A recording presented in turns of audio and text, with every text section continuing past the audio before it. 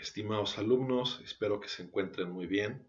En esta sesión asíncrona de nuestro curso de Fenomenología y Hermenéutica, vamos a revisar algunas ideas fundamentales de Martin Heidegger, en concreto ideas fundamentales, centrales de su periodo de juventud, un periodo que podríamos clasificar yendo de 1919 con el ejercicio de su actividad docente, con el comienzo de su actividad docente en Friburgo, hasta 1926, cuando empieza justamente la redacción de Ser y Tiempo, una redacción que es muy expedita en cierto sentido y que permite la publicación de la obra en el año siguiente.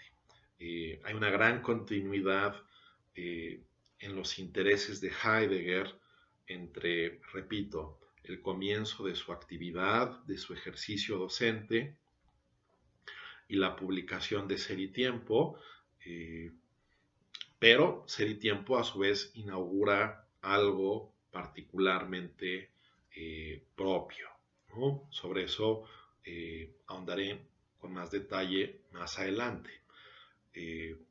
Ahora conviene revisar un poco las inquietudes, los intereses de Heidegger en este periodo temprano de su quehacer intelectual. Bien, como ya se había resaltado, Heidegger es un autor o es un filósofo que va teniendo influencias muy heterogéneas, ¿no? La influencia del neocantismo, la influencia, por ejemplo, también de Dilthey, de la hermenéutica de Dilthey, Husserl, su método fenomenológico y un interés sumamente extenso por la historia entera de la filosofía, por la filosofía antigua, la filosofía medieval, los desarrollos de distintos filósofos modernos. Y bueno, muy en la línea de varios pensadores de comienzos del siglo XX en la tradición europea, pues se pregunta pues cuál debe ser el tema propio del filosofar, ¿no? ¿Cuál debe ser el tema propio de la filosofía ante la creciente colonización, por decirlo así, de las ciencias naturales, ¿no? Y en ese sentido, como habíamos dicho en su momento, Husserl representó una alternativa muy interesante o muy sugerente para muchos al describir justamente toda una serie de fenómenos, de eventos, por decirlo así, de temáticas que podrían analizarse o serían susceptibles de un análisis desde una mirada distinta a la mirada de la ciencia natural, ¿no? Que es una mirada de la ciencia natural cuantitativa, matemática, mensurable, verificable, en todo momento apoyada en lo empírico, mientras que la filosofía podría justamente encargarse de ver, por ejemplo, nuestra inserción radical en un mundo de la vida donde ya tenemos un acceso distinto e irreductible a una gran cantidad de cuestiones, ¿no?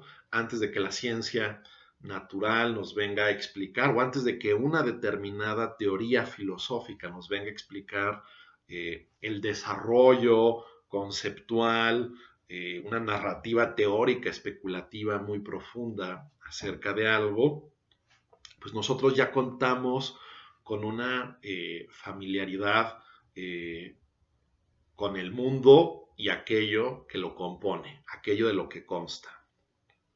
Bien, esto para Heidegger va a ser algo revelador, va a ser algo que es una especie de bocanada de aire fresco, porque, bueno, él estará interesado justamente en estudiar el fenómeno de la existencia humana, ¿no? De lo que significa específica o particularmente la existencia humana, eh, de una forma originaria, básica, primera, ¿no?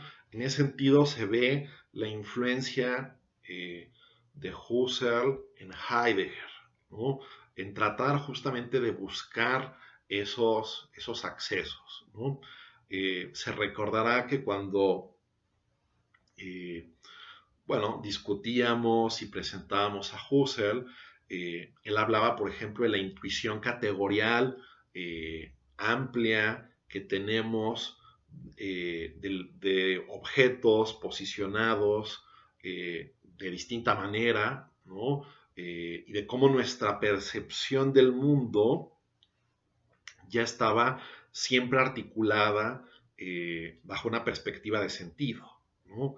Es decir, cuando uno está viéndoselas con objetos así de básicos como podría ser un libro, como podría ser un vaso, como podría ser una pluma, etcétera, uno no tiene que estar enjuiciando en cada caso, este es un objeto ¿no? Que tiene la función de transmitir conocimiento, o esto está de alguna manera posicionado o tiene tales o cuales notas, sino que ya hay una familiaridad con todas las percepciones, con todas las cuestiones que están a nuestro alrededor, que nos permite justamente emplearlas o tratarlas hábilmente.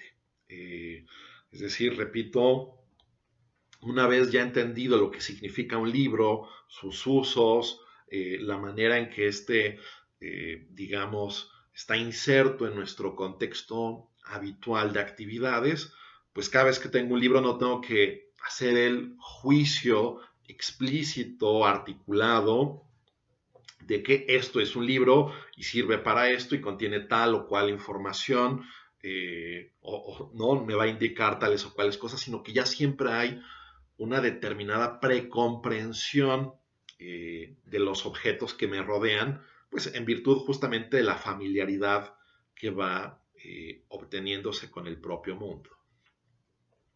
Heidegger pues va justamente a tratar de explotar esta idea de Husserl, de tratar, por decirlo así, de encontrar un ámbito de verdad, ¿no? Un ámbito de verdad que es anterior propiamente al ámbito teórico, especulativo o judicativo. Con esto último quisiera resaltar lo siguiente. Vamos a ponerlo en estos términos.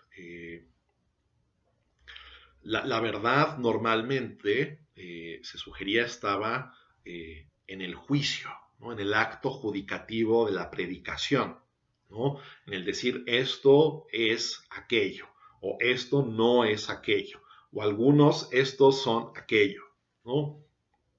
Eh, la verdad, como tradicionalmente se había entendido en la filosofía occidental, pareciera justo atar muy cercanamente la verdad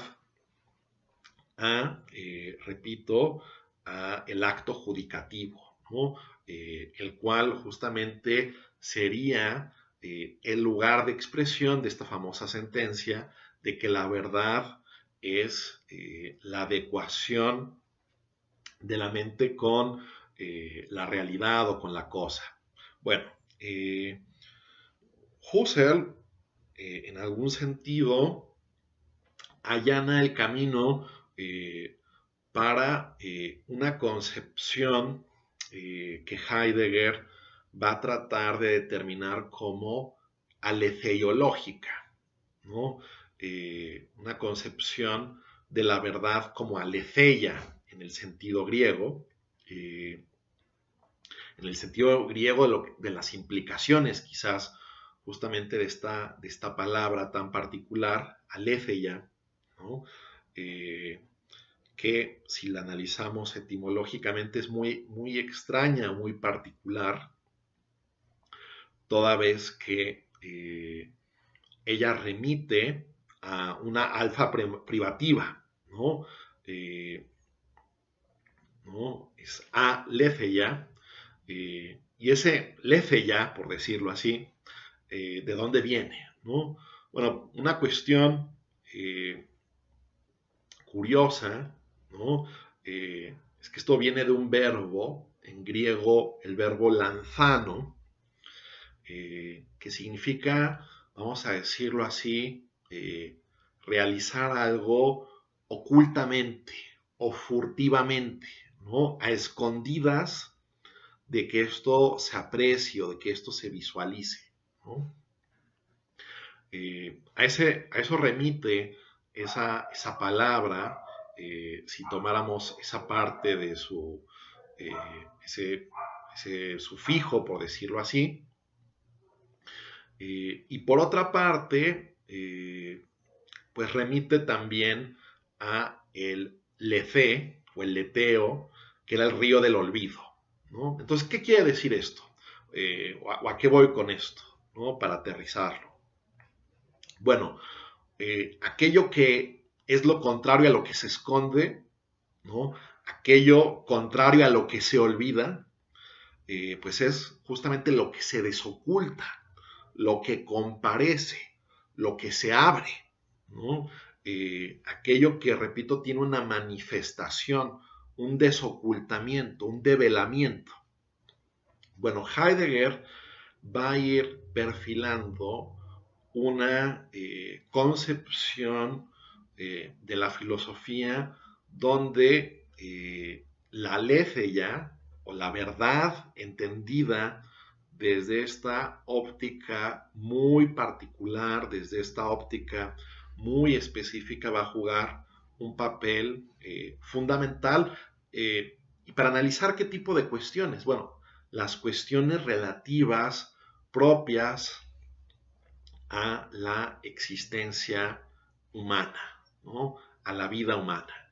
Que, por decirlo así, y esto es algo que me gustaría se tenga muy en mente porque es algo que me parece es un hilo conductor entre este Heidegger temprano o tempranísimo y lo que se consolida o se asienta en Ser y Tiempo, es que el ser humano, el Dasein, ¿no? En la terminología particular de Heidegger, luego entraremos a esos asuntos de la terminología de Heidegger que son muy particulares.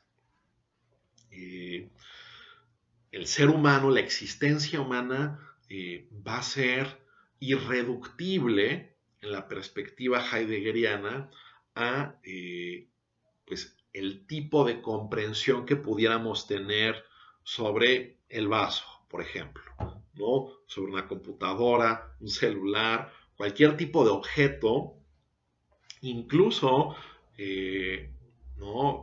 Otros seres vivos, otros seres animados, eh, pues de alguna forma Heidegger va a tratar de mostrar una radical diferencia entre la comprensión de esos seres, ¿no?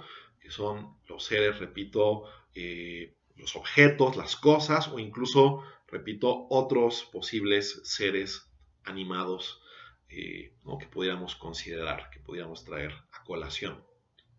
Entonces, ¿no? Estudiar lo originario, aquello que se desoculta, aquello que se devela principal y primordialmente acerca de la vida humana y que es irreductible a otra clase de aproximaciones, que es irreductible a otra clase de propuestas o visiones, eso va a ser el foco de interés de Heidegger, ¿no? Aquello que lo va a ir obsesionando en estos años de su trayectoria filosófica, ¿no? En algún momento Heidegger va a definir su proyecto como una filosofía originaria, ¿no? Una ciencia de la vida originaria, una filosofía originaria de la vida, una ciencia originaria de la vida, como el lugar o aquello como más específico que tendría que abordar o tendría que atender la filosofía, por una parte, porque, repito, eh, pareciera ser, o eso daba la impresión en estos momentos históricos, y bueno, como que siempre ha dado esa impresión, o siempre es una de las impresiones recurrentes a lo largo de la historia de la filosofía, y Heidegger lo va a articular esto muy explícitamente en Ser y Tiempo, ¿no? De cómo la filosofía, pues prácticamente a partir de cierto punto, siempre ha tenido necesidad de autojustificarse, ¿no? De validar su propia razón de ser, o sea, ¿por qué existe la filosofía, ¿no? A cuento de qué viene la filosofía? ¿No? ¿Por qué no dejar esto en manos de técnicos de la más distinta índole o de la más distinta naturaleza, ¿no? Especialistas de otro corte, de otras disciplinas? Bueno, la filosofía tiene esa necesidad permanente de justificarse, de validarse, ¿no? Y también, y esto es como parte también de esa inflexión particular que va a dar Heidegger, pues también tiene la necesidad o el apremio, ¿no? De desprenderse o de revisar las cosas con cierta independencia de su propia tradición o teniendo una aproximación muy, eh, por decirlo así, eh, una aproximación menos dogmática respecto de lo que es su propia historia. A ver, me explico, ¿no? De acuerdo con Heidegger, y eso lo vamos viendo, repito, a lo largo de todas estas, de estos cursos en Marburgo, en Friburgo, ¿no? Los lugares de su actividad docente, pues él piensa, ¿no? Cosa que es muy habitual a veces pensar o verlo así, ¿no? Pero es interesante que ya desde este periodo se tematizara esto. Bueno, yo creo que esto tiene mucha más historia, ¿no? Pero Heidegger lo veía así, de que pues muchas veces los filósofos, en vez de estudiar tal o cual fenómeno, estudiar tal o cual cuestión, tal o cual tópico, lo que hacen es, bueno, partiendo de lo que Aristóteles dijo acerca de tal o cual cosa, ¿no? Partiendo de lo que dijo Tomás de Aquino respecto a esta problemática, entonces se sigue que ¿no? Se podría decir lo mismo, ¿no? Con autores medulares de la tradición filosófica, con Descartes, con Hume, con Kant, con Hegel, etcétera, ¿no? Como la gente muchas veces, o los filósofos, hay esta propensión continua, como al modo de escuela, ¿no? De tratar de abordar una temática a partir ya de cierto desarrollo, ¿no? Que se toma ya por sentado, se toma ya por base, ¿no? Como base válida, como base pertinente, y a partir de ello se van construyendo nuevas cosas. Bueno, Heidegger no solo entonces está, digamos, al igual que muchos filósofos, muchos pensadores, teniendo una disputa frente a las ciencias naturales y sus aspiraciones de, eh, digámoslo así, eh, explicar omnicomprensivamente todos los fenómenos, incluyendo los más propios de la existencia humana, sino también está en pugna frente a esta filosofía o estos intentos filosóficos que se desarrollan a partir de puntos de vista doctrinales que se toman ya sin más como válidos, ¿no? Entonces, repito, ¿no? Tenemos esa preocupación frente a la ciencia, frente a las escuelas filosóficas, tenemos la fenomenología como algo que nos abre un nuevo panorama, tenemos justamente un acceso a ciertos ámbitos de verdad que no están registrados bajo los auspicios del juicio, de la especulación, de la construcción filosófica teórica.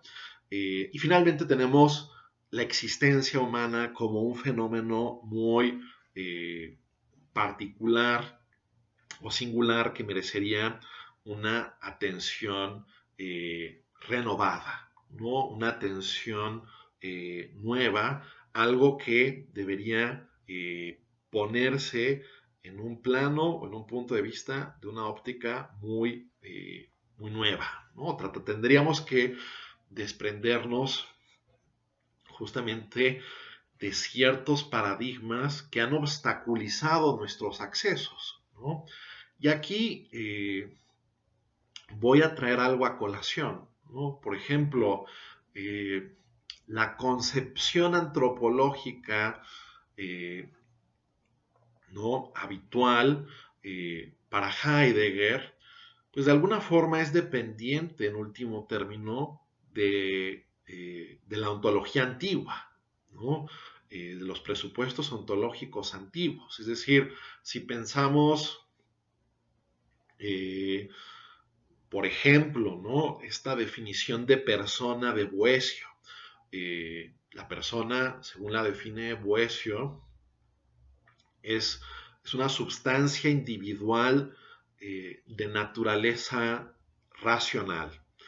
Eh, ok, ¿no? Uno podría de alguna forma dar su asentimiento en abstracto a esta formulación, pero agota la misma la complejidad, la trama de lo que es el ser humano, ¿no? Realmente ya con esa definición, con esa concepción, queda agotado lo que es el ser humano. Heidegger va a pensar claramente que no. Heidegger va a pensar claramente que el paradigma ontológico, por ejemplo, para pensar el vaso, para pensar el libro o para pensar el animal o el insecto, la planta, etcétera, en ningún caso puede ser el mismo que el que sería propio para estudiar al ser humano, ¿no? O sea, el esquema, repito, sustancia, accidentes, va a ser un esquema pues, muy impropio, ¿no? A ver, dime la sustancia, enuncia la sustancia, a ver si esto se puede hacer, ¿no? Enuncia, bueno, la esencia de algo, de alguien, dime sus notas y ya con eso habremos comprendido todo lo que habría que comprender de un determinado ser humano. Bueno, claramente no operamos de esta manera, ¿no? No operamos bajo dicha modalidad cuando queremos aproximarnos a fenómenos humanos. Por lo mismo, por esa simple razón, digo, se van acumulando razones en Heidegger, pero por esa razón básica, fundamental, ya cabría, repito, tratar de repensar una serie de cuestiones que en la tradición se habrían asentado muy fuertemente, ¿no? Sobre todo, repito, quizás ahorita teniendo en vistas o en miras el hecho de que el ser humano ha sido pensado, ha sido concebido desde el punto de vista de la ontología que trata por igual a las cosas o a los objetos del mundo que a los seres humanos que parece ser tendríamos o cabría pensar que tenemos una índole distinta, ¿no? Por esta razón, y ya desde ahí, esto me sirve para introducir un tema que ya poco a poco se va viendo en las lecciones de Marburgo y de Friburgo, pero ya en Ser y Tiempo esto es muy palpable o muy visible, y ya ni se diga del así llamado segundo Heidegger, Heidegger de la Quere o de la Vuelta. Eh, por esto mismo, Heidegger va a hacer esos malabares o juegos de lenguaje que a muchos les podrán parecer justamente desquiciantes, ¿no? O sea, Heidegger claramente va a tener una serie de problemas con el lenguaje heredado de la filosofía, ¿no? Es decir, y creo que visto desde cierto punto de vista es muy congruente esto del siguiente modo. Es decir, si tú piensas que el lenguaje heredado, digámoslo así, de la tradición filosófica es un lenguaje que hasta cierto punto ha distorsionado nuestra comprensión de ciertas realidades, de ciertos objetos, pues tienes que romper en alguna forma con ese lenguaje, ¿no? Tienes que tratar de hacer justamente un corte de caja y tratar de poner sobre la mesa algo distinto, ¿no? Por lo mismo, justamente, entre otros términos muy diferentes, ¿no? Que van a ir saliendo a colación, pero uno que ya mencioné, que es uno de los términos como claves en todo Heidegger, el ser humano, tendría que ser pensado más bien como, eh, como Dasein, ¿no? Como un ser ahí. Ahorita explico etimológicamente en alemán las implicaciones de esto, pero a ver, ¿no?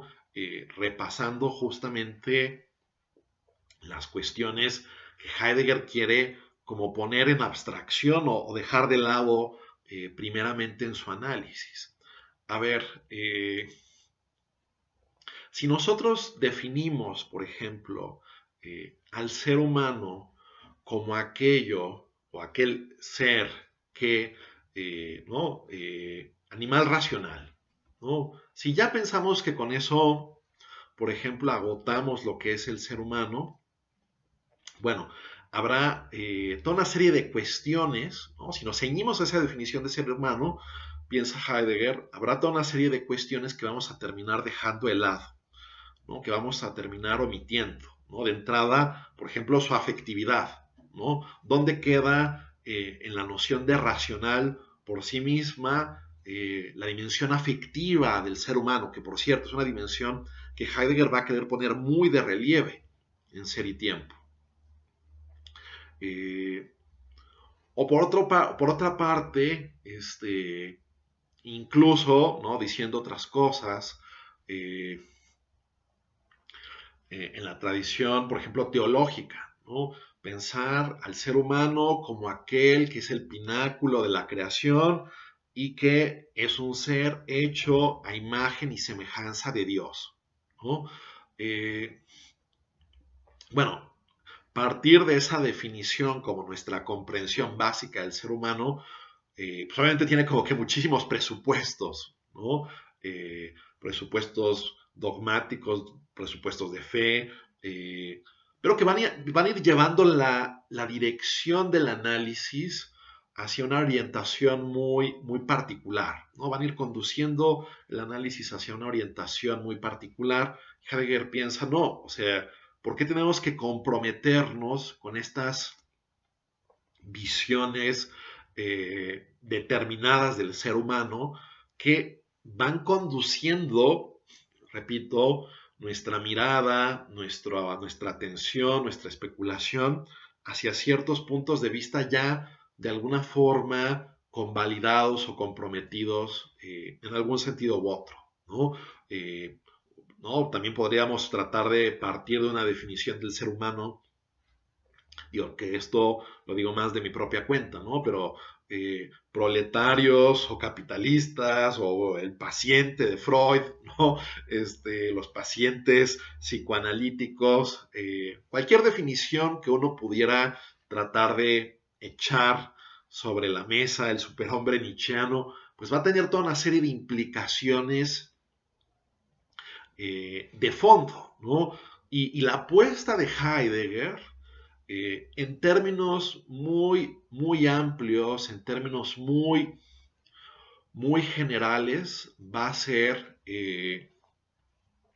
justo tratar de ir estudiando este fenómeno de la existencia humana como algo originario, ¿no? Como algo fundamental que no es susceptible de otro tipo de visión, otro tipo de perspectiva. Ya después este análisis en Ser y Tiempo va a estar en un marco particular, ¿no? A saber, este análisis de la existencia humana o del Dasein humano, aunque eso podría ser un poco redundante al final del día, porque no hay otro tipo de ser que podamos llamar Dasein, de acuerdo con Heidegger, pero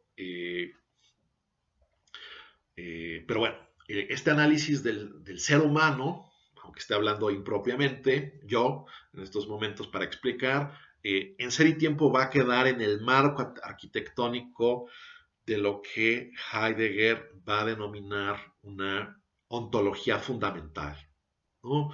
Es decir, una especie de revisión nueva o distinta acerca del sentido o significado del ser. Bien, antes de entrar con más detalle a esto, explico brevemente algo acerca del Dasein, ¿no? Que ya es una categoría operativa en varios escritos de juventud de Heidegger en realidad, y diré algo sobre este tratado de Heidegger, este breve tratado que se titula Interpretaciones fenomenológicas sobre Aristóteles, que es una especie, por decirlo así, yo me atrevería a decirlo así, es una especie de resumen de lo que va a ser Ser y Tiempo después. Bueno, están ahí las micropartículas de ideas de lo que va a ser y Tiempo después. No están en su desarrollo pleno, pero ya gran parte de las ideas de Ser y Tiempo están contenidas en este breve escrito, ¿no? Ahorita entraré un poco al mismo, pero a ver, el Dasein humano o Dasein, ¿qué significa? Bueno, eh, a ver, Dasein en alemán común y corriente significa existencia, ¿no? En el alemán del día a día, ¿no? Que aunque también existe la palabra que obviamente es derivada, eh, ¿no? Del latín de existence, ¿no? Existe, valga la redundancia, la existence o el término existence, ¿no? En alemán, en realidad la palabra utilizada para el día a día, hablar de la existencia del vaso, del libro, de lo que fuera, pues Heidegger va a utilizar o va a emplear, no, perdón, me confundí. En el día a día se utiliza esa palabra, pero Heidegger la va a asociar o la va a ligar concretamente con el ser humano, ¿no? Es decir, parte del lenguaje particular de Heidegger termina por asociar esa palabra con el ser humano. Bueno, eh, si descompusiéramos esa palabra alemana, tendríamos dos raíces, ¿no? Una palabra que sería da, que significa simplemente ahí, ¿no? Cuando decimos algo está ahí, ¿no? No está allá, está ahí. eh, y por otra parte, sein, que es el término para decir ser en alemán, ¿no? Bueno, José Gauss, el traductor de Heidegger, primer traductor de Heidegger al español, en su traducción optó por traducir eso como ser ahí, y un traductor posterior, un traductor chileno llamado Jorge Eduardo Rivera, prefirió en su traducción dejarlo en el alemán original, ¿no? Hablar del Dasein. Pero a ver, ciñéndonos por un momento a Gauss, ¿no? Eh, a ver, ¿qué significa el ser ahí? Básicamente, eh, el ser ahí, ¿no? O sea, nosotros podríamos referir que para Heidegger esto significa eh, un ser que está siempre en una determinada circunstancia, ¿no? En una determinada situación, y que está consciente eh, de estar en una situación, o mejor dicho, ¿no? Se desenvuelve ya desde siempre en una situación, pudiendo o no a veces estar consciente de esto, ¿no? Por ejemplo, esto estoy haciendo ahorita, ¿no? O sea, yo estoy en la situación de estar impartiendo una clase asíncrona, ¿no? Hay gente que en este momento estará, pues no sé, construyendo una casa, estará viajando, estará nadando, estará haciendo cualquier actividad que podamos pensar, ¿no? Y bueno, la están haciendo conscientemente, ¿no?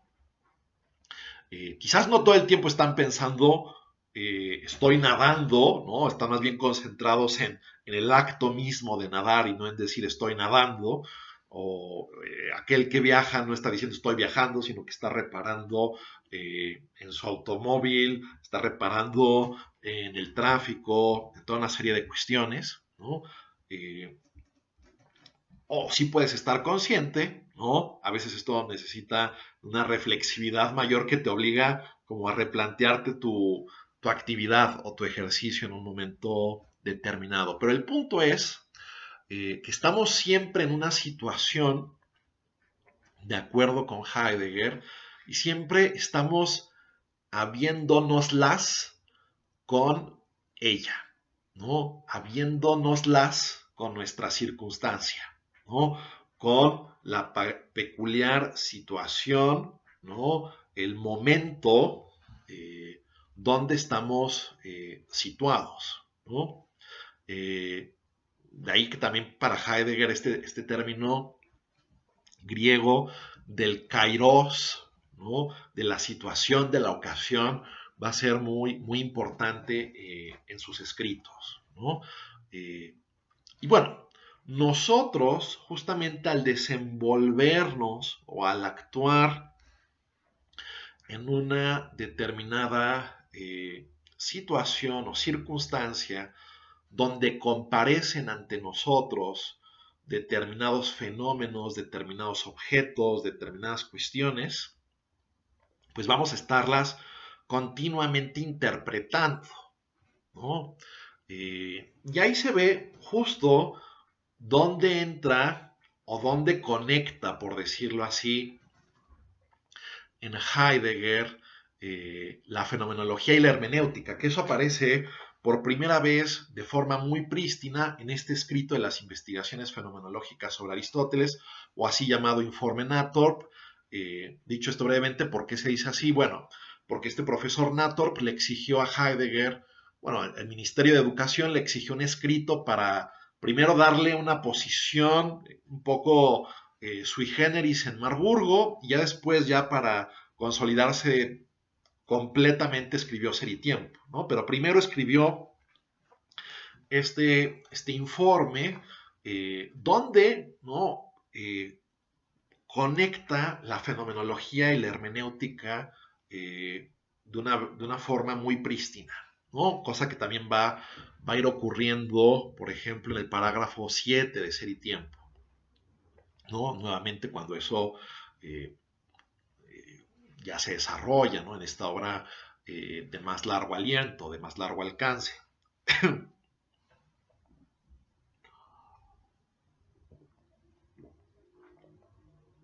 Pero entonces, ¿no?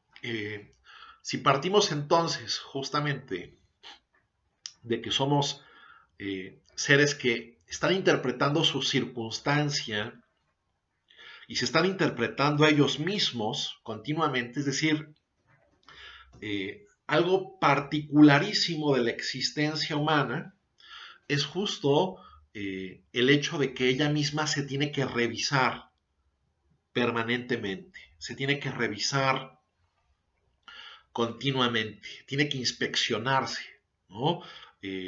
Para ver si, en pocas palabras, se logra, se desarrolla, se completa o fracasa en algún sentido, fracasa en algún sentido u otro, ¿no? Es decir, ese fracaso no tiene nada que ver necesariamente con una cuestión, ¿no? Como, no sé, fracasar en un partido de fútbol, sino de si tienes una existencia, y ahí se va introduciendo también desde este escrito, el informe Nator, una cuestión hasta ser y tiempo, si tienes una existencia auténtica, una existencia inauténtica, ¿no? Eh, si tu vida la estás llevando conforme a ciertos patrones desarrollados, pensados o convalidados por ti, o bajo patrones extraños, externos, heterogéneos, ¿no?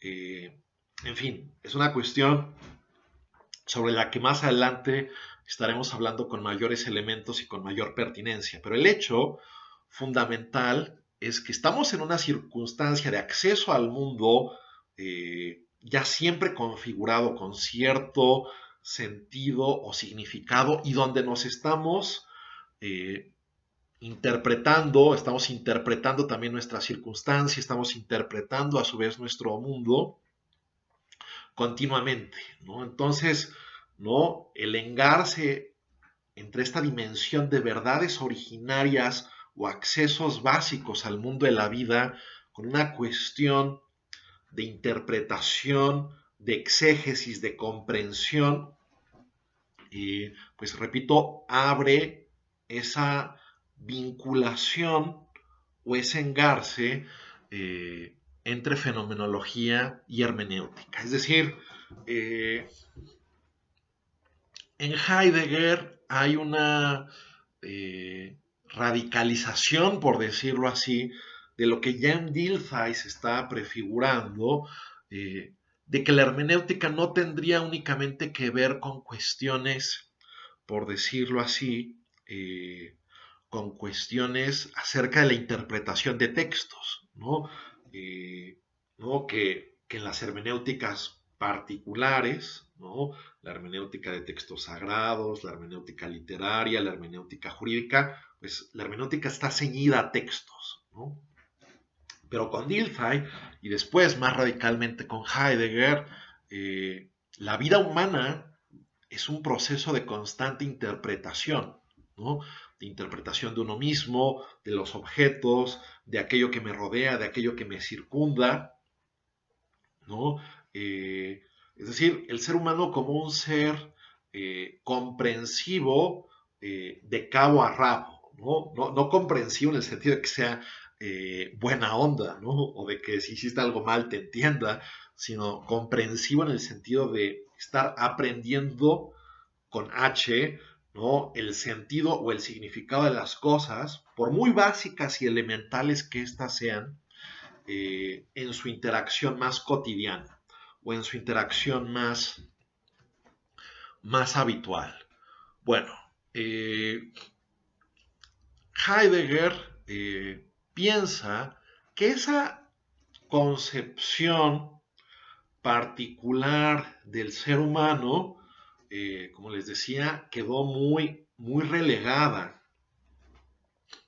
en la propia tradición filosófica, ¿no? Quedó muy soslayada, aun cuando hubiera en algunos momentos o en algunos instantes desarrollos que pudieron haber llevado en otra dirección, por ejemplo, ¿no?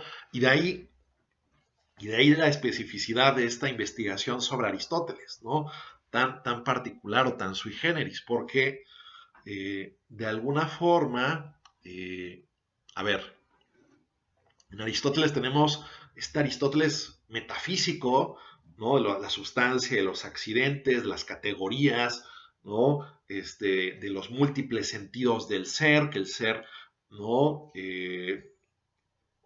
To on, polajos, legon, ¿no? El ser se dice de muchas maneras, ¿no?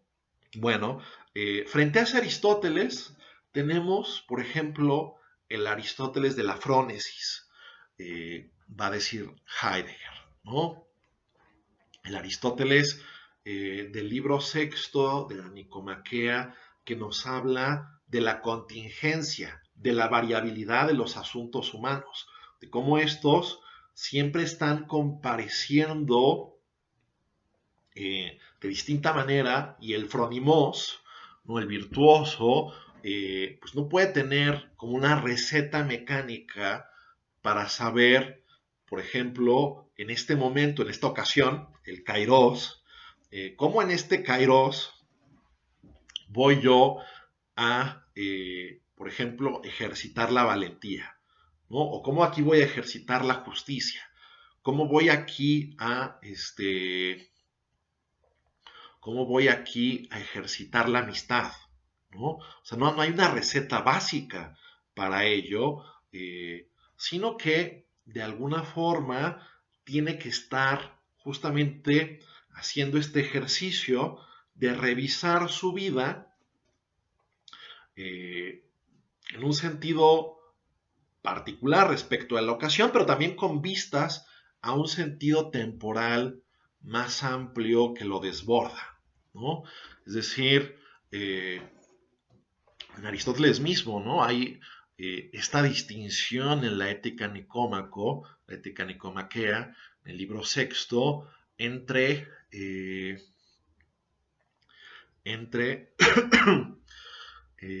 una frónesis architectonique, dice Aristóteles, ¿no? O sea, una frónesis que puede ver la vida como un todo, ¿no?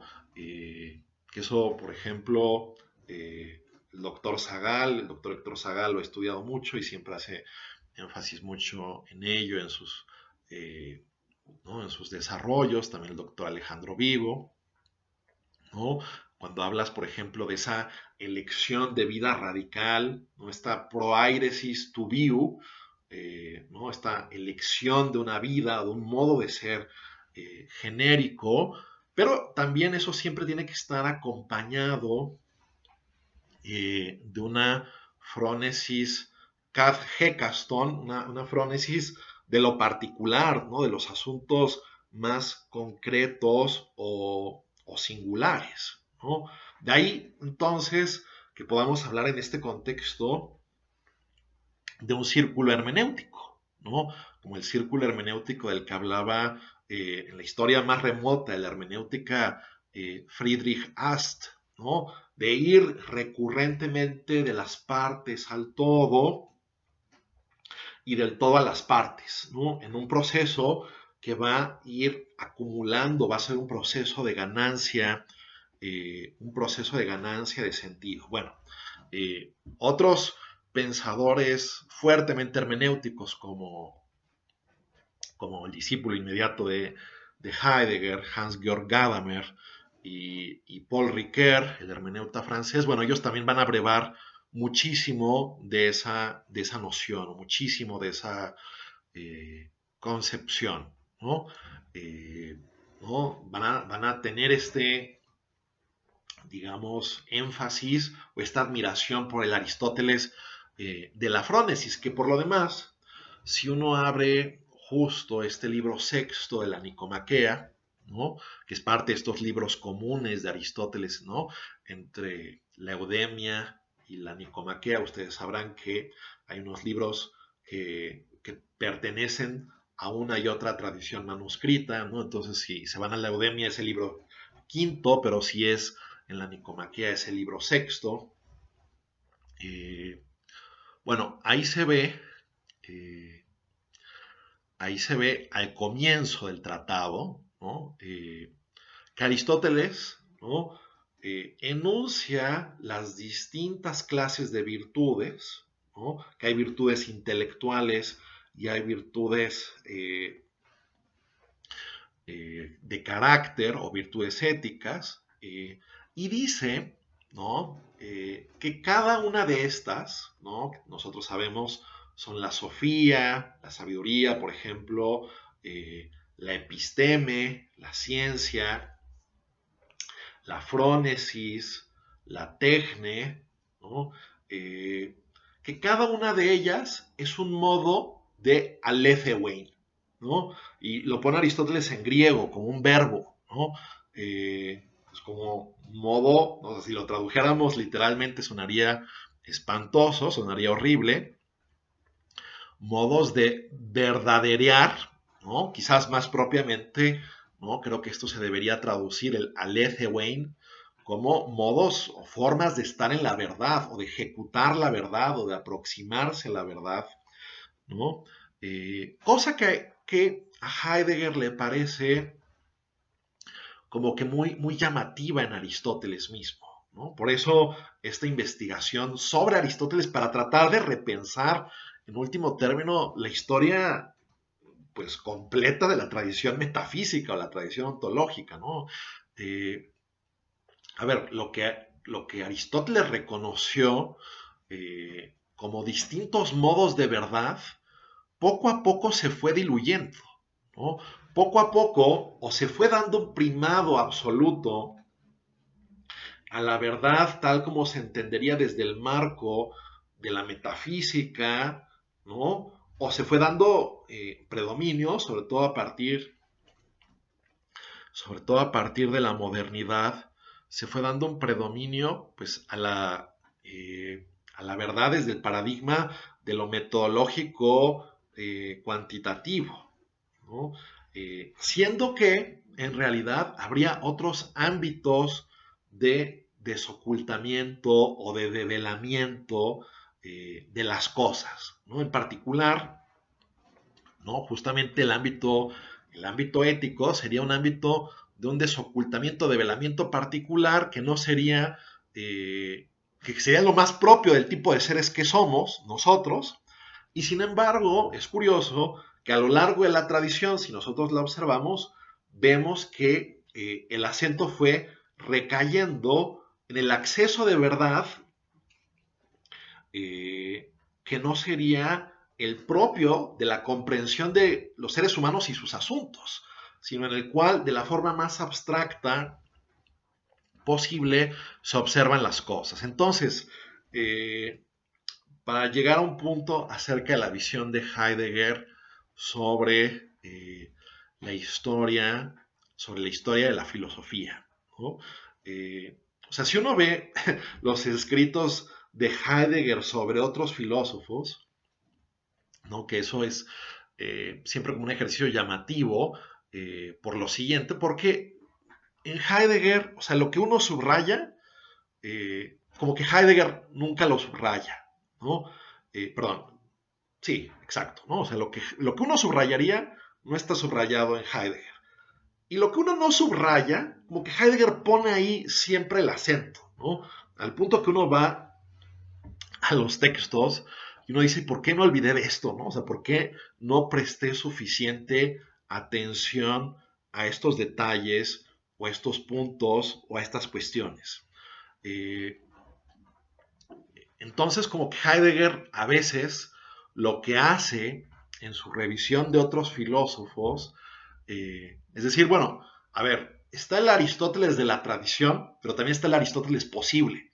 El Aristóteles que pudo haber sido, pero que no siguió ciertos caminos que él mismo llegó a avisorar, que él mismo llegó a vislumbrar.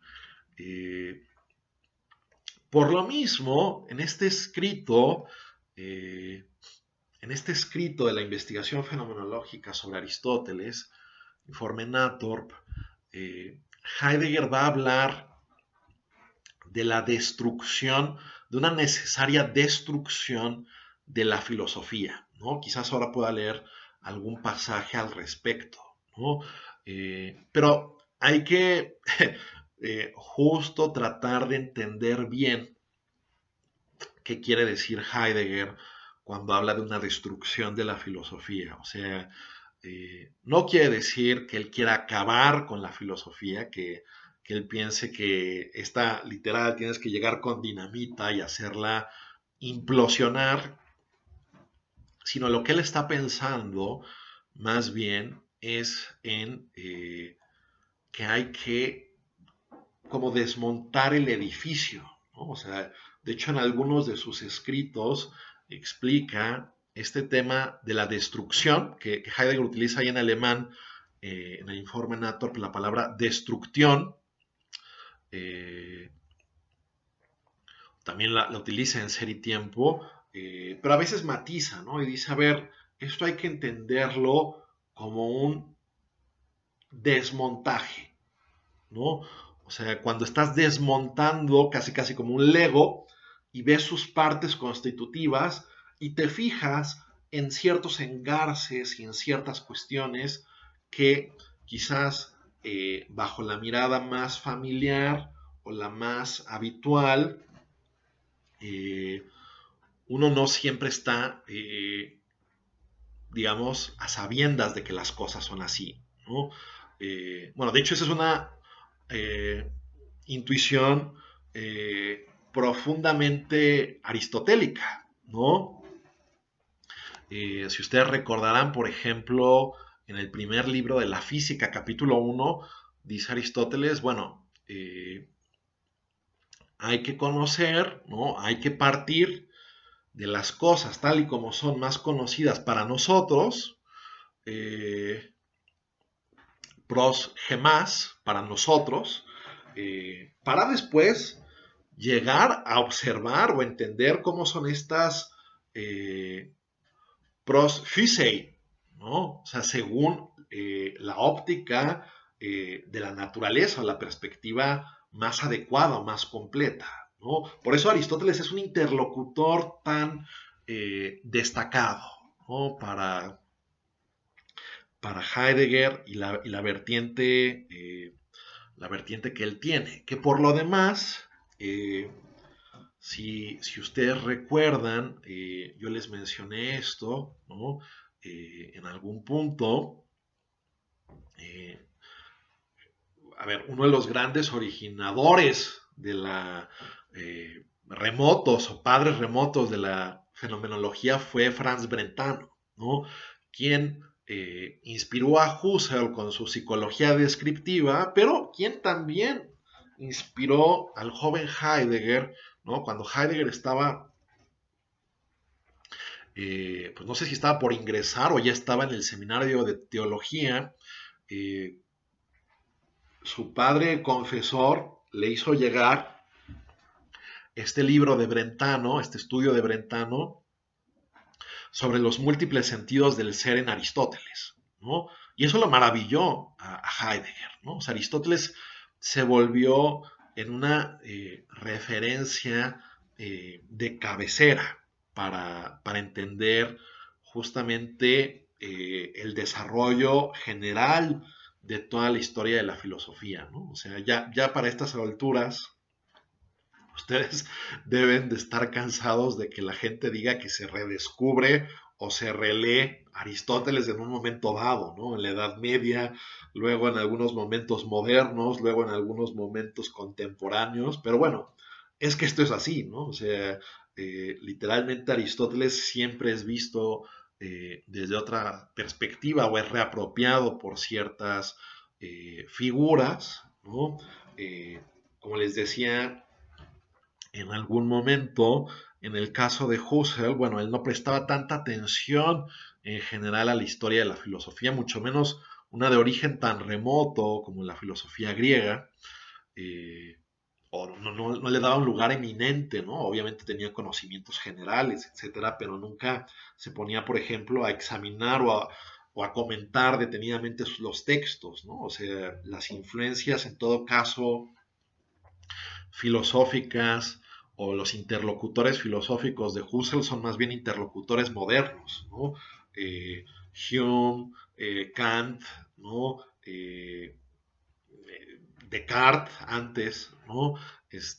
Son como sus principales referencias y Heidegger, quien también va a conocer todo eso, porque eso hay que decirlo, eh, al menos por la simple constatación de ver el catálogo de obras de Heidegger, hay que decir que fue uno de los más grandes filósofos conocedores de la historia de la filosofía, ¿no?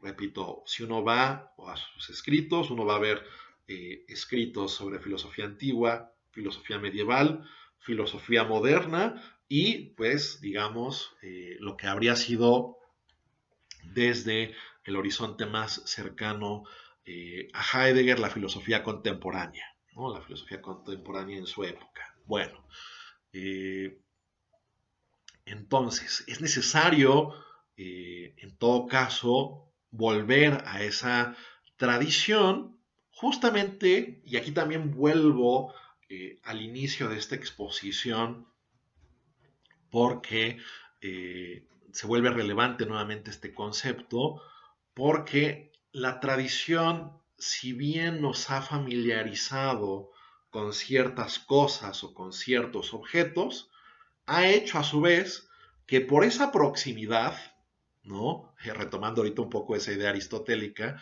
de lo conocido por naturaleza, para nosotros y lo conocido por naturaleza, eh, ha hecho que otras cuestiones queden ocultas, queden no develadas, queden volviendo al vocablo del comienzo de nuestra sesión, queden en el ámbito del lefe, ¿no? Del río leteo, del río del olvido, ¿no?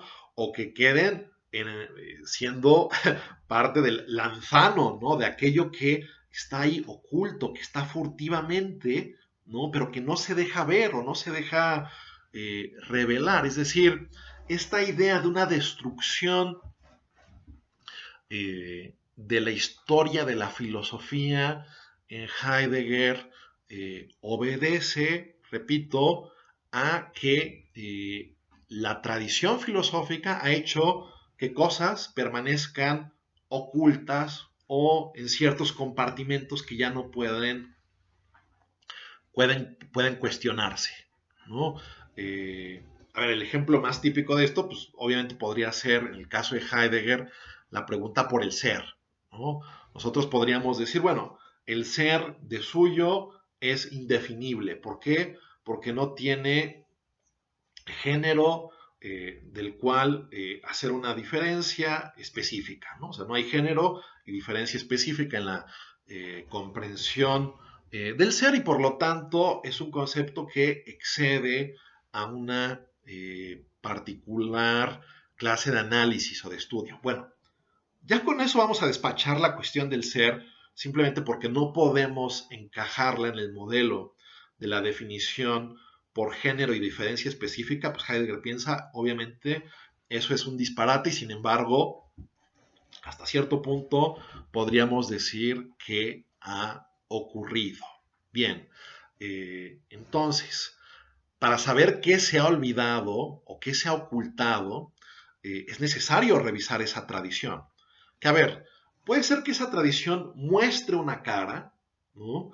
De hecho, todo evento de verdad al final del día en Heidegger reporta un poco esta estructura del desocultamiento, o sea, incluso la tradición con cosas que pudieran objetársele, eh, pues ha develado cosas, pero el develar siempre implica algo que queda en el velo, ¿no? O sea, te revela el mago algo, pero lo que está atrás no lo ves, ¿no? Y es en ese sentido que Heidegger como que aboga por nuevas aproximaciones, por una aproximación, repito, desde otro lugar, desde otra mirada, ¿no? Rompiendo, ¿no? Rompiendo con muchos esquemas, y eso es claramente, nuevamente, una herencia husserliana, ¿no? A ver, volvamos a las cosas mismas, ¿no? Sin presupuestos, eh, sin presupuestos acerca de si la ciencia natural ya tiene toda la verdad, ¿no? O ya sin el compromiso de si Aristóteles, de si Kant, de si Hegel dijeron absolutamente todo lo que se debía de decir, sino volvamos a esos planos, ¿no? O incluso rompiendo con cierta concepción teológica o religiosa, poniéndola, como Husserl diría, quizás en suspensión o en epogé, ¿no? Como que descartándola quizás un momento respecto a su posible pertinencia o validez. Que a ver, eso es un tema del cual siempre se derivan muchos malentendidos, ¿no? No es que Heidegger niegue todo carácter de verdad, por ejemplo, a la ciencia experimental o natural, o, repito, a las teorías filosóficas precedentes, o a la religión, ¿no? Que por lo demás ahí es Heidegger muy provocador, ¿no? Heidegger es muy provocador en el sentido de que eh, va a decir, por ejemplo, en este propio informe Nator, pero después en cursos posteriores, por ejemplo, en un curso que se llama Introducción a la Metafísica, Heidegger va a decir provocadoramente, ahora verán por qué, que toda filosofía debe ser necesariamente atea, ¿no? Y uno se queda así como que perplejo, ¿no? Sobre todo si uno es creyente. Bueno, o sea, Heidegger está abogando por el ateísmo radicalmente. eh, no, no en realidad, ¿no? En el sentido de que lo que dice Heidegger es que ninguna filosofía que se precie de ser filosofía puede empezar ya convalidando eso como algo incuestionable, ¿no? Como un ámbito donde ya sin más uno se monta y uno empieza a construir, ¿no? Uno empieza a derivar una serie de proposiciones, teorías, especulaciones acerca de las cosas.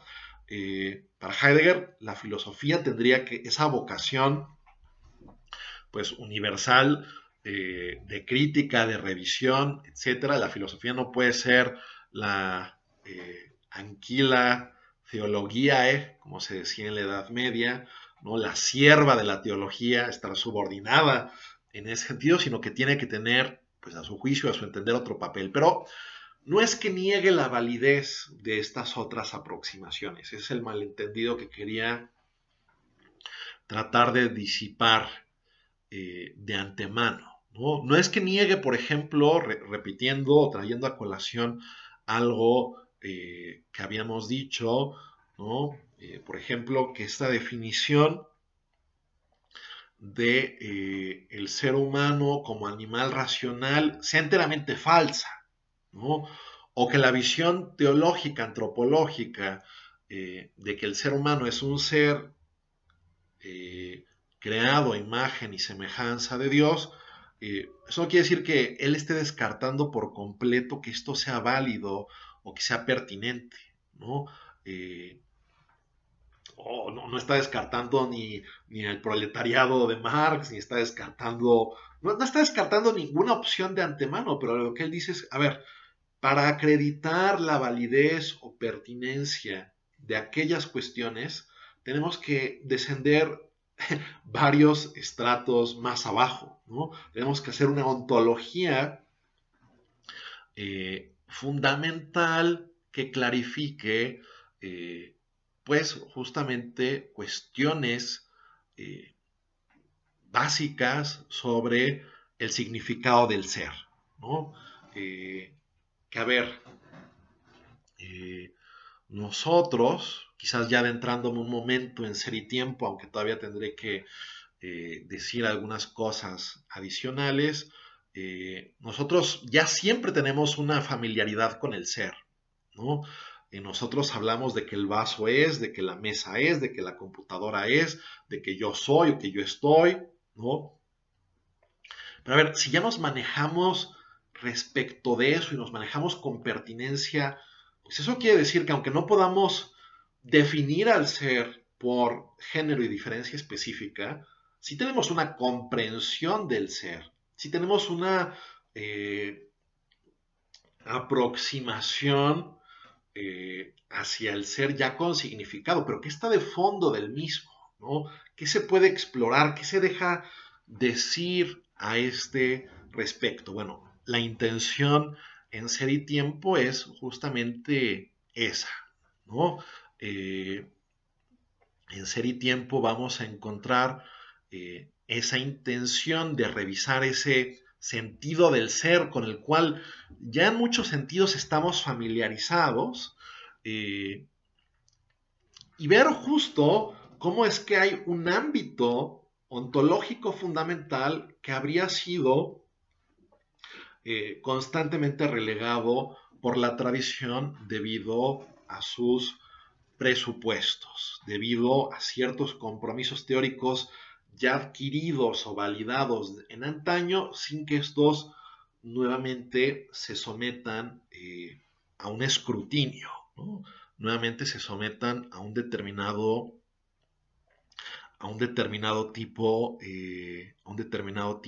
de análisis, ¿no? Por eso la pregunta, ¿no? O sea, si pudiéramos casi definir de antemano el propósito del proyecto de Ser y Tiempo, es decir, bueno, el ser, si lo vamos a definir, no, pero es que justo el ser no es el ámbito de la definición, ¿no? Ahora, con eso de que el ser no se puede definir, ya hemos agotado todo lo que se puede decir al respecto, pues claramente no. Exploremos qué es eso que sí se puede decir, que sí se deja investigar, que sí se deja estudiar, ¿no?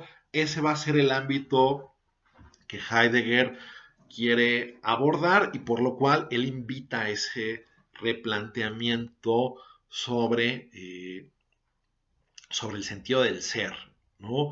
Eh, bueno, espero que ese punto haya quedado un tanto en claro. Quiero, sobre eso volveré recurrentemente en algunas sesiones adicional, en las sesiones que están por venir, por supuesto, ya sean síncronas o asíncronas.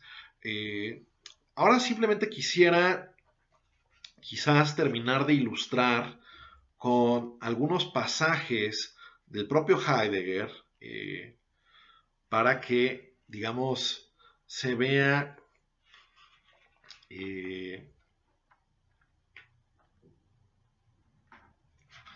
para que se vea que yo no estoy inventando esto, sino que esto tiene cierta, o no cierta, yo pienso, ¿no? O sea, que esto tiene una base textual, que hay elementos en Heidegger que apuntan en esta dirección. Quisiera leerles algunos fragmentos de este informe Natorp, porque creo eh, que esto va a ayudar mucho a entender algunas de las nociones que hemos presentado hasta este momento, ¿no?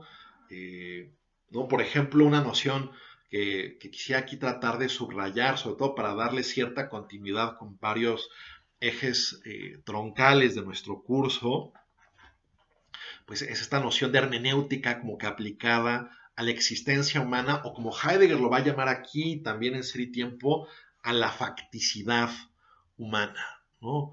Es decir, ¿cuáles son mis condiciones fácticas o factuales? ¿No? Pues estoy impartiendo una sesión asíncrona frente a una computadora, ¿no? En mi casa, o a una determinada hora, a un determinado momento del día. Hay ciertas cuestiones de mi facticidad de las cuales me tengo que encargar y que tengo que saber cómo lidiar con ellas para irme desenvolviendo, pues, paulatinamente conforme se da el curso de mis actividades, eh, en distintas situaciones, ¿no?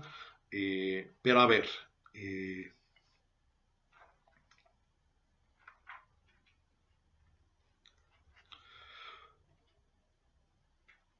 Heidegger va a destacar bueno, un par de cosas más, un par de cosas adicionales, un par de cosas adicionales a lo que he dicho, ¿no? Y que va a tener esto que ver, todo que ver con lo que es el proyecto de Ser y Tiempo, ¿no? O sea, una de las cuestiones fundamentales que Heidegger va a tratar de destacar en toda su trayectoria es precisamente el hecho de que la temporalidad es un fenómeno irrebasable para entender y estudiar el ser, ¿no? Eh, a pesar de que esto normalmente no se haya comprendido así, es decir, por ejemplo, en las definiciones o las concepciones eh, que hay acerca del ser humano, ¿no? En la tradición filosófica, ¿dónde se subraya el hecho, por ejemplo, de que el ser humano es un ser que va pasando por distintas edades o por distintos momentos de su vida? Y sobre todo, que es un ser que en un momento dado ya no va a existir temporalmente, ¿no? Ya no va a existir en la temporalidad. O sea, es un ser que se desarrolla en la temporalidad, que todo lo hace, todo lo ejecuta desde una determinada visión o perspectiva temporal, y que sin embargo en algún momento va a morir, ¿no? Que sin embargo en algún momento su vida va a tener un término, ¿no? Es decir, ¿cuál de las concepciones o definiciones de ser humano normalmente recoge ese punto? Heidegger piensa, esto no se hace, ¿no? O sea, lo que pasa más bien es que se toman ciertas notas del ser humano, casi casi se les da un carácter hipostático, atemporal, pero no se estudia justamente ese desarrollo temporal de las mismas, ¿no? Eh, y bueno, ¿no? Distintas concepciones se van heredando, ¿no? Y por lo mismo es necesario investigaciones, una investigación hermenéutica que revise fundamentalmente esos planteamientos que, entre otras cosas que nos han ocultado, repito, no nos dejan ver, ¿no? No ocultado en el sentido de que alguien maliciosamente nos haya ocultado piezas del rompecabezas, sino ocultado en el sentido de que no nos han dejado ver algo, ¿no? Y que hay que hacer una revisión muy particular, ¿no? Eh,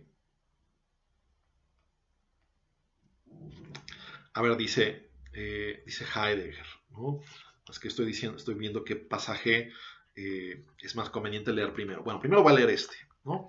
Esto está, bueno, está en la paginación, según la paginación crítica de las obras o la paginación canónica de las obras de Heidegger, mejor dicho, la paginación canónica, no hay edición crítica de Heidegger, pero sí ya hay una paginación canónica, ¿no? Siguiendo la paginación canónica eh, entre la 2 y la 3 de este escrito, ¿no? La clarificación de la situación hermenéutica, con miras a las interpretaciones que siguen a continuación, así como la delimitación de su ámbito temático, se nutre de la siguiente convicción fundamental. La investigación filosófica es una empresa que, conforme a su carácter ontológico, jamás puede tomar prestada elementos de otra época, a no ser que se limite a adoptar una perspectiva cultural. Es decir, eh, digamos, no podemos sin más tener esa incorporación del pasado, de la tradición filosófica, a no ser que estemos hablando de esto, pues más bien historiográficamente, ¿no? Pero ese no es el sentido profundo del filosofar que Heidegger quiere distinguir, ¿no? Pero la investigación filosófica tampoco es una empresa que, en la medida en que se comprende a sí misma y capta el posible sentido de su realización en la existencia humana, se presente con la pretensión de poder y querer arrebatarle a épocas venideras el peso y la inquietud de una interrogación radical. O sea, cada época tiene que examinar su propia situación. Cada, cada época tiene que interpretar a su Aristóteles, tiene que interpretar a su Platón, ¿no? A su Hume, a su Kant, tienen que arreglárselas con el pasado. Siempre eh, digamos, y esto creo que es también como parte del énfasis particular de Heidegger en contraposición con Husserl. Heidegger piensa que la filosofía, entre otras cosas, es como un diálogo permanente con su propia tradición, con su propia historia, ¿no? Por lo mismo, esa relación particularísima de la filosofía con su propia historia que no tiene ninguna otra disciplina, ¿no? Es decir, eh, digámoslo así, ¿no? La física difícilmente o las matemáticas difícilmente revisan la historia sí, de la propia física o matemáticas en aras de nuevos descubrimientos o avances en perspectivas propias de estas disciplinas, ¿no? Pero la filosofía sí puede hacer esto, ¿no? Porque sí hay ciertos caminos que se van vislumbrando, que se van allanando, que quizás hasta muy tiempo después se pueden justo desocultar o develar. Sigo en esa misma página 3, la posibilidad de que una investigación filosófica que pertenece al pasado influya sobre su futuro nunca puede depender de los resultados como tales, sino que se funda en el nivel de originariedad, una palabra clave en Heidegger, siempre estar buscando la se me fue, originariedad, estaba pensando en el alemán, la Ursprünglichkeit, ¿no? La originariedad alcanzado en cada caso, por una época determinada, a la hora de concretar sus preguntas. Y gracias a esta originariedad, la investigación filosófica no deja de plantear preguntas que destacan por su ejemplaridad y que le permiten mantenerse siempre en el primer plano de la actualidad. Bien, eso, ¿no? Nos habla de ese diálogo, de esa revisión de la propia historia sobre su tradición y tratar de ver caminos que a veces quedaron allanados, otros que quedaron clausurados, otros que más o menos han transitado y ponernos a nosotros mismos en claro sobre nuestra propia situación de interpretación, ¿no? Que eso tiene que ver un poco con el siguiente pasaje que quiero destacar o que quiero leer, ¿no? O sea, como siempre estamos en un determinado estado de interpretación de las cosas. Y ese estado, para ser crítico, pues necesita una vuelta sobre sí mismo, una vuelta sobre sus propios presupuestos. ¿Y esto para qué? ¿O con el fin de qué? Bueno, pues para esclarecer la existencia humana en general, ¿no? Con qué categorías, con qué nociones, con qué nociones hemos de movernos y hemos de interpretar el mundo, ¿no? Entonces, por eso apunta Heidegger, ¿no? La vida fáctica, ¿no? O sea, nuestra comprensión de nosotros mismos aquí y ahora, bueno, ¿no? En México, en el siglo XXI, en esta situación tan particular que nos toca vivir, etcétera, actualmente, ¿no? Bueno, dice Heidegger, la vida fáctica se mueve en todo momento en un determinado estado de interpretación heredado, revisado o elaborado de nuevo. La circunspección ofrece a la vida un mundo ya interpretado de acuerdo con aquellas perspectivas en las que el mundo comparece y aguarda en calidad de objeto de la preocupación, en las que el mundo es puesto como problema y buscado como refugio. Estas perspectivas, que en la mayoría de los casos no están explícitamente disponibles, ¿no? O sea, si nos ponemos a pensar, bueno, ¿cuál es la mentalidad o la idiosincrasia del mexicano en el siglo XXI? Eh, en esta época en particular, ¿no? O sea, no es fácil, como se diría en inglés, como se diría en inglés, ¿no? Put your finger on it, pero, pero el hecho es de que hay a veces mentalidades o idiosincrasias en los ambientes que nos van permeando y por las que la vida fáctica se desliza por la fuerza del hábito, mucho más que por la fuerza de una apropiación expresa. Trazan las vías de realización por las que discurre la actividad del cuidado. El estado de interpretación del mundo es fácticamente aquel en el que se encuentra la vida misma. En este estado de interpretación también se establece, aunque sea tan solo a título orientativo, el modo en el que la vida tiene cuidado de sí misma. Pero esto quiere decir que se constituye un determinado sentido de la existencia de la vida, el cómo algo y el cómo a través de los cuales el hombre se mantiene en su propio horizonte de presupuestos, ¿no? Aquí ya es muy difícil a veces leer pasajes o tesis de Heidegger sin involucrarse ya en algún aspecto de su terminología, ¿no? Aquí, por ejemplo, salió la palabra cuidado, ¿no? Que es un término fundamental en Heidegger, ¿no? Y términos como asociados también aquí aparecieron traducidos al español, que en alemán se ven ciertas raíces comunes, eh, ¿no? Que con esto que Heidegger llama la circunspección, o, ¿no? ¿Qué otra palabra salió por ahí en un momento dado? La preocupación, ¿no? La preocupación y el cuidado son términos ahí que van a estar muy ligados en alemán. Y bueno, también en ciertas tradiciones latinas y griegas, ¿no? Eso lo explicaré o trataré de explicar en una clase síncrona. Pero bueno, la categoría del cuidado también es básica para Heidegger, ¿no? En lo que refiere al Dasein, al ser humano, ¿no? Es decir, algo que define lo que somos es que siempre nos estamos ocupando de nosotros mismos, siempre estamos velando por nuestra existencia. Eh, es decir, siempre estamos a cargo de un determinado proyecto de vida que estamos en cada caso ejecutando o llevando a cabo, ¿no?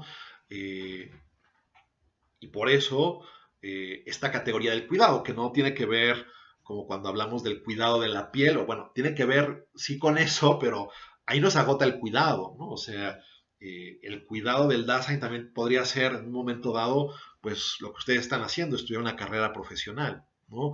Están cuidando de sí mismos en la medida en que se están queriendo comprometer con un determinado proyecto personal, ¿no? Eh, en fin, ¿no? Sea lo que sea que hagas y realices en aras de, digamos, llevar tu existencia hacia un u otro sentido, pues es una forma del cuidado, ¿no? Eso lo veremos o trataremos de explicar con mucho más detalle eh, en lo que viene después, ¿no? Eh, solo quisiera, eh, solo quisiera leer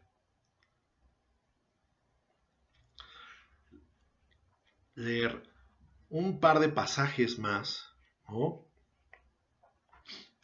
Eh, para que queden claro, ¿no? Porque Ser y Tiempo debe de decirse o debe anticiparse esto de antemano, pues es un texto muy complejo, ¿no?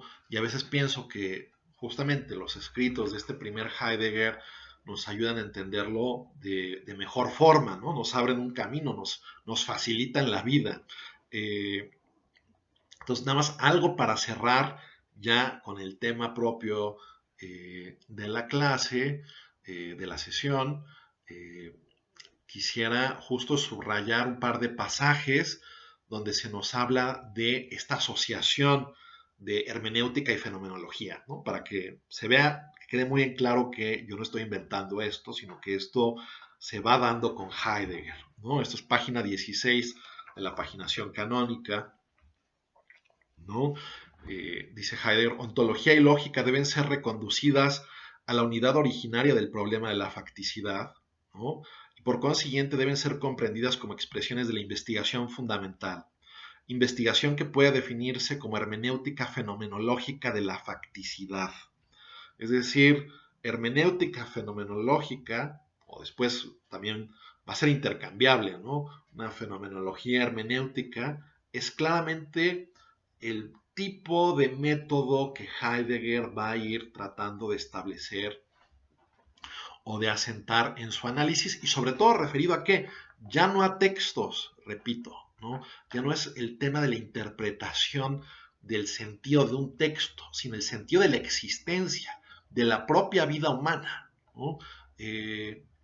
Podríamos decirlo así, o sea, Heidegger se está preguntando bajo qué claves o bajo qué puntos de vista podríamos decir o articular que nuestra existencia tiene un sentido, ¿no? Se puede hablar de un sentido de la vida humana, bajo qué esquemas, ¿no? Bajo qué horizonte. Y bien, para simplemente subrayar esto de simplemente subrayar esto de que es necesaria una revisión que ayude a replantear todos estos presupuestos que hemos heredado, voy a leer un pasaje relativamente largo, ya será el último, pero creo que esto va a ayudar a ligar esa revisión crítica de la historia de la filosofía hermenéuticamente hablando, y se va a quedar esto asociado también con el tema de la destrucción de la historia de la filosofía, ¿no? En el sentido, ¿no?, ya explicado, ya elucidado de lo que Heidegger entiende bajo esto, ¿no? Bien. Cuando en la situación presente la filosofía determina la idea de hombre, los ideales de la vida y las representaciones ontológicas de la vida humana, sigue discurriendo por los derroteros de aquellas experiencias fundamentales desarrolladas por la ética griega y sobre todo por la idea cristiana del hombre y de la existencia humana. También las tendencias antigriegas y anticristianas siguen siendo fundamentalmente fieles a las mismas perspectivas y a los mismos criterios de interpretación. Que eso va a ser algo muy crazy, por decirlo así, de lo que Heidegger va a ir presentando luego con filósofos que quieren romper con eso, ¿no? O sea, ahí es muy llamativo el caso de Nietzsche, que les dije también es una influencia importante en Heidegger, ¿no? Bueno, de hecho, tiene un libro, bueno, no solo un libro, ¿no? Creo que solo hay un libro de lo que escribió Heidegger sobre Nietzsche traducido al castellano, pero si uno va a sus obras completas en alemán, tiene como 5 o 6 escritos muy, muy amplios sobre Nietzsche, además de ese libro, ¿no? De hecho, tiene todo un libro dedicado, por ejemplo, a la segunda intempestiva de Nietzsche, ¿no?, que fue un curso que impartió. Bueno, Heidegger va a decir, incluso Nietzsche, queriendo romper con el cristianismo y la filosofía griega, en algún sentido sigue comprometido con algunas de sus tesis y no puede desprenderse de las mismas, ¿no? Uno se va a quedar con eso bastante azorado, pero bueno, solo para que se ejemplifique, pues, de qué está hablando cuando dice, ¿no?, también las tendencias antigriegas y anticristianas siguen siendo fundamentalmente fieles a las mismas perspectivas y a los mismos criterios de interpretación. Por consiguiente, la hermenéutica fenomenológica de la facticidad, en la medida en que pretende contribuir a la posibilidad de una apropiación radical de la situación actual de la filosofía por medio de la interpretación, y esto se lleva a cabo llamando la atención sobre las categorías concretas dadas previamente, se ve obligada a asumir la tarea de deshacer el estado de interpretación heredado, o sea, literalmente desmontar, como yo decía, y dominante, deshacer el estado de interpretación heredado y dominante de poner de manifiesto los motivos ocultos, de destapar las tendencias y las vías de interpretación no siempre explicitadas y de remontarse a las fuentes originarias que motivan toda explicación por una estrategia de desmontaje, ¿no? Esto que les decía del Abbau en alemán, del desmontaje, ¿no? Y aquí vienen cursivas esto en el texto original, dice Heidegger, ¿no? Ya solo para concluir esto que les estoy diciendo, la hermenéutica, pues, cumple su tarea solo a través de la destrucción. Repito, la hermenéutica, pues, cumple su tarea solo a través de la destrucción. Bueno, con eso queda en claro que la hermenéutica de la facticidad humana, de esta existencia humana siempre arrojada a la temporalidad, solo podrá ponerse en claro sobre sí misma si analiza críticamente los presupuestos que le han sido heredados o legados y bajo los cuales los seres humanos continuamente tendemos a interpretarnos sin una mirada que vaya a veces más allá hacia determinados fenómenos concretos que inciden en nuestra vida, ¿no? En nuestra manera de conducirnos en el mundo. Bien, esto me da pie para concluir nuestra sesión del día de hoy y pronto retomaremos nuestra clase. Bueno, hasta luego.